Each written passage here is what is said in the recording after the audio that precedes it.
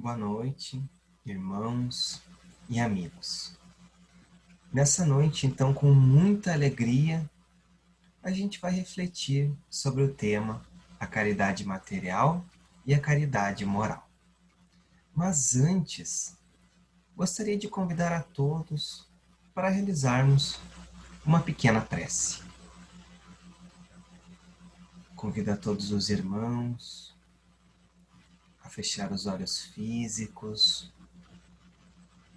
elevarmos o nosso pensamento a Deus, a Jesus e a toda a espiritualidade amiga que nos inspira, que nos guia e orienta os nossos passos. Vamos agradecer a Deus pela oportunidade da vida, pela oportunidade dos desafios.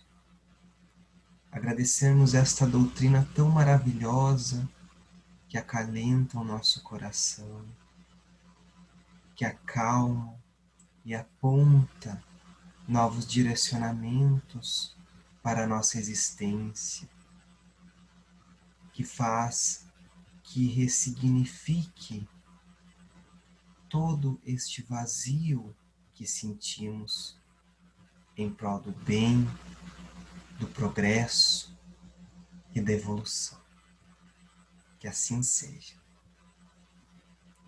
Então, para realizarmos esta reflexão, tivemos como subsídio os livros O Evangelho segundo o Espiritismo, capítulo 13, item 9 e 10, o Livro dos Espíritos, terceira parte, capítulo 11, o Evangelho por Emmanuel, comentários às cartas de Paulo e, por fim, Grandes e Pequenos Problemas, por Ângelo Aguaró. Bom, sempre quando a gente fala na caridade, é muito bom. É muito bom quando a gente fala na caridade, independentemente se ela é material ou se ela é moral. Mas quando a gente fala sobre a caridade, a gente está se remetendo a uma das características mais lindas e belas dos espíritos, que a reconhecem como uma atividade de redenção e também de apoio mútuo. E é natural que quando a gente fala em caridade, em amor ao próximo, a gente se lembre do nosso grande guia e modelo, Jesus. E falando então desses atributos tão lindos, tão maravilhosos, surge uma dúvida, uma pergunta. Mas enfim, como ele entendia e praticava a caridade? E para responder essa questão, a gente tem como subsídio a questão 886 do Livro dos Espíritos, onde a espiritualidade superior responderá que benevolência para com todos, indulgência para as imperfeições dos outros e perdão das ofensas.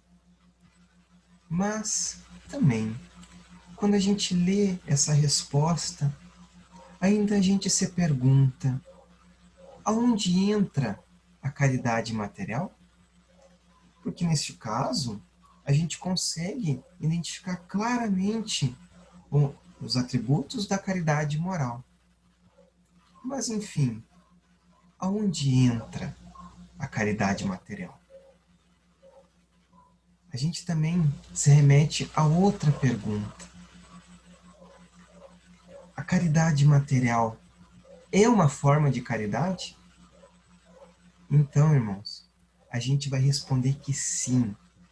A caridade material também pode ser considerada uma forma de caridade, quando ela for de coração, sem a capa da vaidade, sem ostentação, quando realmente realizamos este ato, que também é louvável, sem esperar nada, absolutamente nada em troca. E também sem humilhar a pessoa que está recebendo, seja algum alimento, alguma roupa, uma certa quantia em dinheiro. Somente dessa forma, sem as vestes pesadas da vaidade, a caridade material se torna louvável. E nesse sentido, a gente destaca a caridade material sendo o prelúdio da caridade moral. E a esmola constitui apenas um dos exemplos que a gente consegue lembrar de caridade material. O primeiro exemplo, talvez, que surja na nossa mente quando falamos em caridade material. Que essa esmola, inicialmente, ela é dada para a satisfação da nossa vaidade. Muitas vezes também esperamos receber aplausos das pessoas que se encontram em volta. Muitas vezes também tentamos chamar atenção, entregando essa esmola em meio ao público, em meio aos olhos alheios. E somente com o tempo, amigos, a gente vai tentar repetir essa ação, não satisfazendo a nossa vaidade e nem o nosso orgulho. Com o tempo a gente vai realizar esta ação com o intuito de realmente aliviar a fome do próximo, ajudar em alguma necessidade material que aquele irmão esteja precisando, necessitando. E esta atitude, com o tempo, ela será praticada, enfim, com um sentimento bom, com um sentimento de abnegação, de empatia e de amor ao próximo. E aos poucos, através dessa caridade material, a gente vai aprendendo a nos doar um pouquinho para o próximo. Mesmo que muitas vezes a gente realize este ato por egoísmo, mas mesmo assim é um prelúdio da caridade. Não vamos pensar, irmãos, que a natureza dá saltos espetaculares. Por isso, a gente tem que fazer aos poucos, de forma gradativa. Plantemos a sementinha, reguemos, adubemos e esperamos germinar, tudo ao seu tempo. Mas ainda assim, surge uma outra questão muito importante que nos vem em muitos momentos da nossa vida. Como eu posso fazer a caridade se muitas vezes eu não tenho o necessário para sobreviver? E aí que está o X da questão. E vamos dizer que existe várias formas de praticar esta ação tão honrosa que é a caridade. Podemos realizar através do pensamento, na forma de uma prece, lembrando-se de todos aqueles amigos, irmãos que sofrem, e mandando os bons pensamentos, boas energias. Também podemos praticar essa caridade moral através das palavras, conversando mais com as pessoas, dando atenção para as nossas crianças, para os nossos idosos, e também acalentando, muitas vezes, aquela pessoa amargurada que vive, às vezes, na solidão. Também, através das palavras, conseguimos aconselhar amigos que nos são queridos.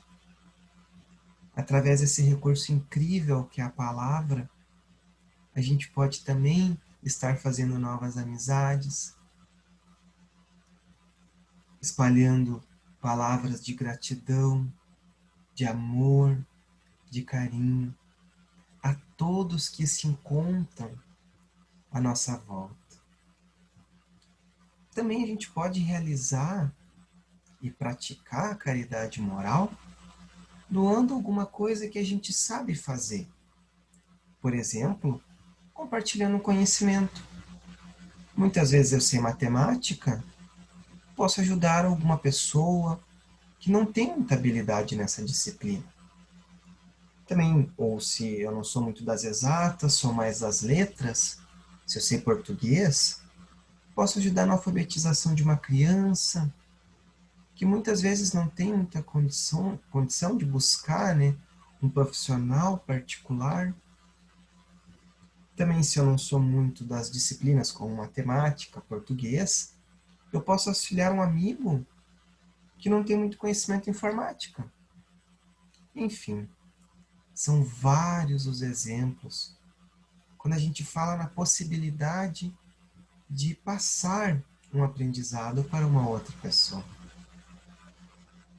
E tenho certeza que a gente aprendendo a se doar aos poucos, principalmente o nosso conhecimento, principalmente as nossas palavras de amor, principalmente os nossos mais lindos pensamentos, tudo isso no nosso cotidiano, aos poucos, conforme as nossas possibilidades, trazendo para próximo de nós as pessoas mais difíceis e ouvindo as suas necessidades, acalentando as suas dificuldades e mandando boas energias para estes irmãos. Enfim, trazendo para perto de nós o máximo de corações possíveis. Eu tenho certeza que a gente vai estar na rota segura do nosso querido Mestre Jesus. Que ele constitui o exemplo máximo de doação ao outro. Jesus representa o exemplo máximo de caridade. Ele soube nos ensinar isso muito bem. Quando ele recebia as pessoas, quando as pessoas batiam à sua porta, ele não olhava a sua crença, a sua classe social, muito menos a sua religião ou a sua etnia, se era romano ou se era judeu. Ele via apenas como um amigo querido que precisa de ajuda. Então, quando surgir situações que a gente possa auxiliar um irmão, tentamos pensar nele, no seu exemplo máximo, e nos perguntarmos o que faria Jesus para acalmar esse amigo que se encontra em necessidade. Aí que a gente vai se remeter à resposta da espiritualidade maior, os espíritos superiores, lá na questão 886 do Livro dos Espíritos. Benevolência para com todos, indulgência para as imperfeições dos outros e perdão das ofensas.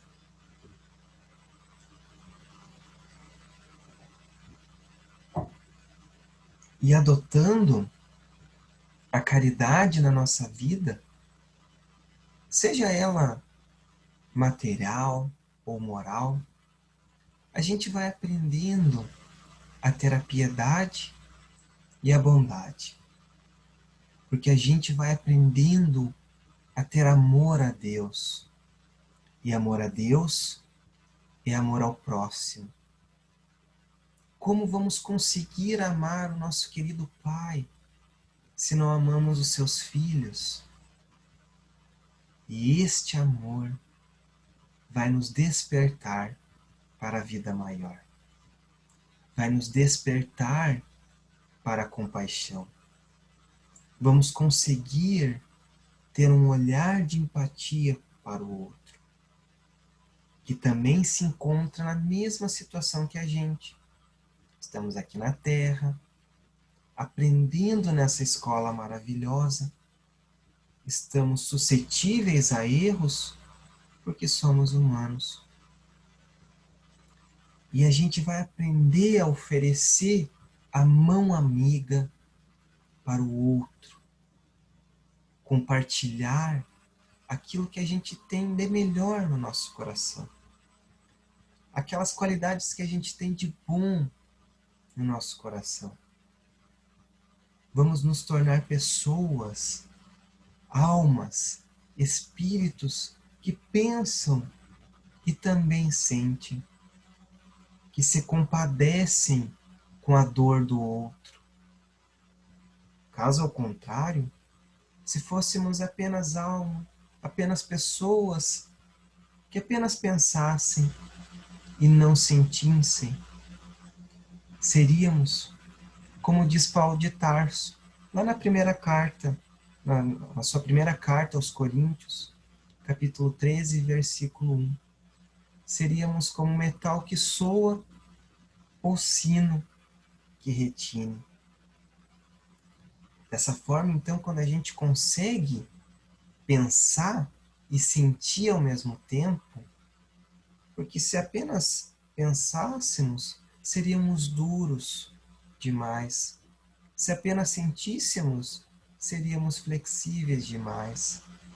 Então, o ideal é que unamos e desenvolvemos ao mesmo tempo o pensamento e o sentimento.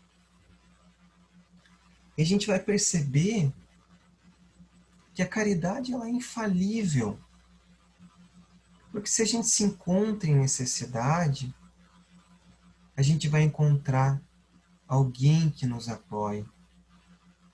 Se nos encontramos com frio, virá alguém com cobertor quente para aliviar as noites mais frias. Se estamos com fome de alimento ou fome de conhecimento, virá alguém com um prato de comida ou alguém disposto a saciar a nossa fome pelo conhecimento. Da mesma forma, se estivermos com sede de água, ou sede da fonte viva que representa o Evangelho, virá alguém com um copo de água, ou com bons ensinamentos acerca da boa nova que representa o Evangelho, e disposto a nos passar a esta mensagem divina. Então, queridos irmãos, amigos, aprendamos a confiar nesta providência divina que nunca, nunca mesmo nos deixa desamparados. E para a gente encerrar, eu gostaria de ler um trecho, uma página, um comentário de Emmanuel acerca da primeira carta de Paulo aos Coríntios, capítulo 13, versículo 8, que este comentário, este trecho, ele ajudou muito nas reflexões essa noite. E esse trecho ele se encontra na revista O Reformador, na edição de julho de 1966. O versículo, então, diz o seguinte: a caridade jamais passará. Quanto às profecias, desaparecerão, quanto às línguas cessarão, quanto à ciência também desaparecerá. Emmanuel, ele intitulou este texto Nas Trilhas da Caridade. A caridade possui maneiras múltiplas de ajudar, em tudo aplicando o senso das dimensões. No atendimento de cada necessidade, ei-la que se expressa, não somente com a luz da bondade, mas também com o metro da prudência, distribuindo alimento com as vítimas da penúria, abstém-se de azedar o pão com o vinagre da reprimenda, respeitando a condição dos que lhe batem à porta, medicando o enfermo, não lhe exige atitudes em desacordo com os desajustes orgânicos em que os socorridos se vejam, e sim escolhe os melhores gestos de tolerância e compreensão de modo a servi-lo.